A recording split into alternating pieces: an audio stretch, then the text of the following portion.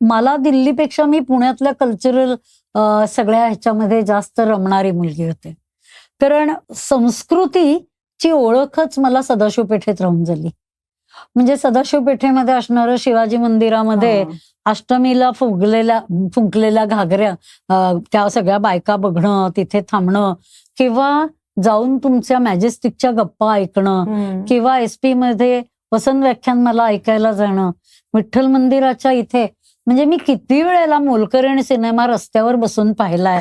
कारण एकच सिनेमा असायचा, सगळीकडे दाखवायला, आणि बहुतेक वेळेला आम्ही निम्म्या वेळेला उलट्या बाजूनी सुलोचना बघायचो. पण तो सगळा इरा होता. पण ह्या इरामधनं मग दिवाळी अंक, मग ते दिवाळी अंक आणायला जाणं. आणि मी तुला सांगते रीमा, मी आजही दिवाळी अंक तितक्याच प्रेमाने वाचते. स्वतः जाऊन आप्पावळून चकातनं माझी दुकानं ठरलेली आहेत जिथे मला 30% डिस्काउंट मिळतो. हे मी पुणेकर आहे ना, त्यामुळे मी तो डिस्काउंट मिळणार माझं दुकान, तिथून माझी यादी. आणि दरवर्षी ललित उशिरा येतो, दरवर्षी तो तुम्हाला मिळत नाही, पण तरी तुम्ही तिथे मागणी नोंदवून ठेवायची. हे सगळं मी निष्ठेने आजही करते. पण पुण्याने ही सांस्कृतिकतेची जडणघडण केली.